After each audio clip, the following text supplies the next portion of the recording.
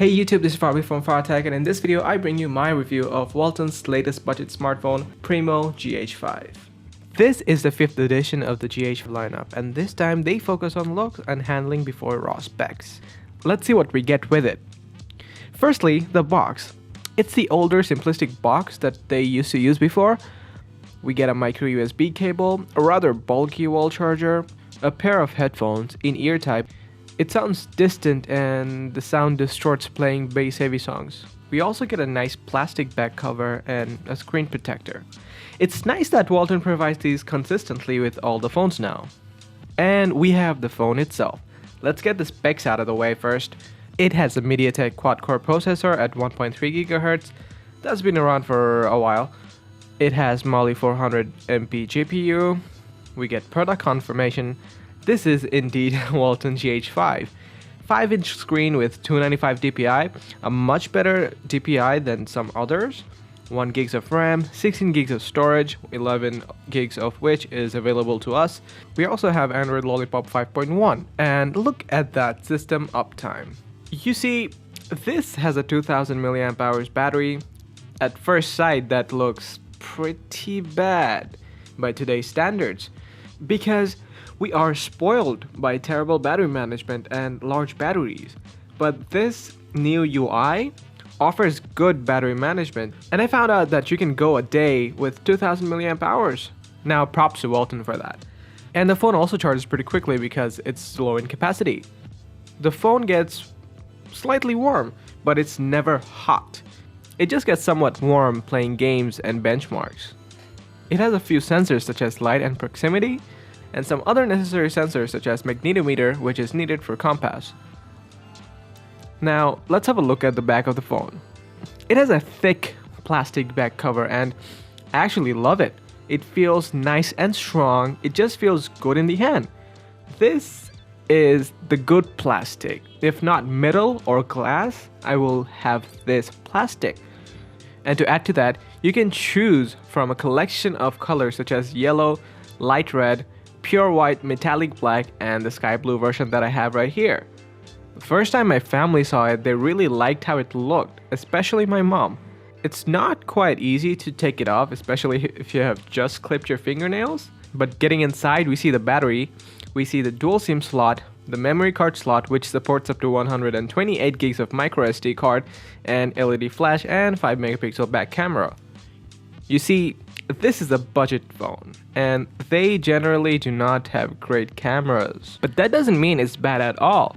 It's not great in low light like most phones, but it takes very good photos in bright light and can compete with phones with much higher price tag.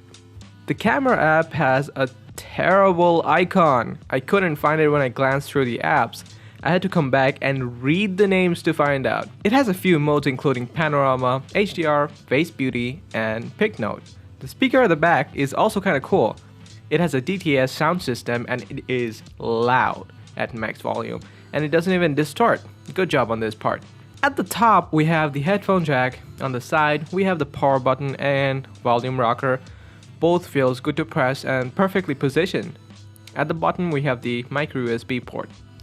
Okay, the front of the phone now.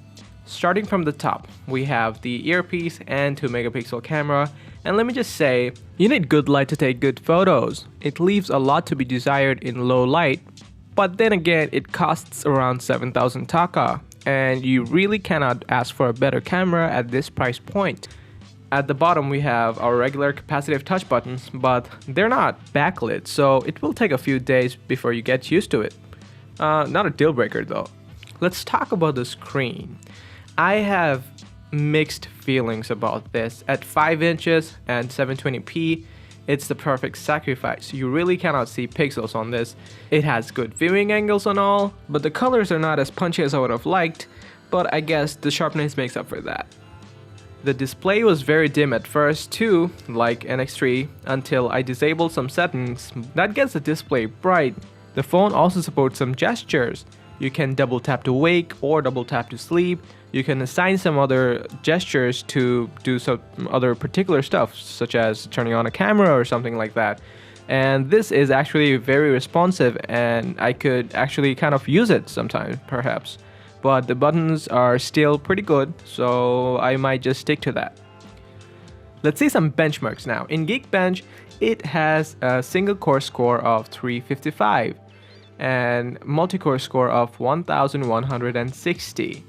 These scores are average for these processors, nothing crazy. By the looks of it, it's equivalent to Snapdragon 400 in raw processing power. Let's have a look at Nanomark 2 for graphics.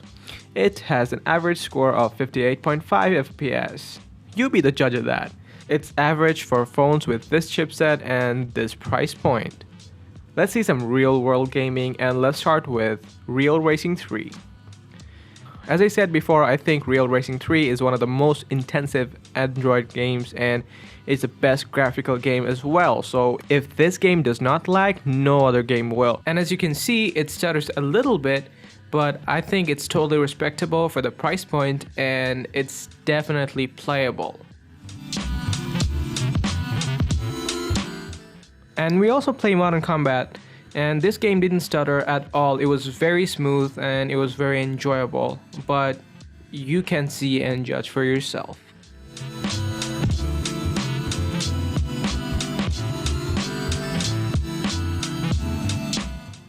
This phone also comes with some very useful apps such as Viber and Facebook, and fun apps such as Chameleon app, which lets you change themes with the colors that your camera sees. It has some other fun features such as fake call and extreme mode. If you want to see more about it, just go back to my NX3 video. I actually show it more there than this because it's essentially the same thing. If you want a phone that looks good, feels good, and just a good overall experience, then I recommend this phone. Most people just need a phone that delivers a good experience. Many of the budget phones that have really high-end specs, they don't really deliver. But this one with quad-core CPU and 1 GB of RAM basically does everything. And for that, this phone is a great phone. It feels good. The first time my mom saw it, she was like, hey, that's a pretty good looking phone. My mom is not a tech-savvy person, so a phone that looks good and feels good, to her, that's all she needs. And this phone delivers that. I would say for this budget, you really cannot get a better phone. It's much better than some of the Samsung's budget offerings, which cost even more than this. If you want to see more videos by me, make sure you're subscribed to the channel. If you want to see my review of Walton NX3, click right here. If you like the video, make sure you click the thumbs up button right there. And if you have any questions regarding the phone or anything to say at all, just comment down below. I'll answer you. And see you on the next video.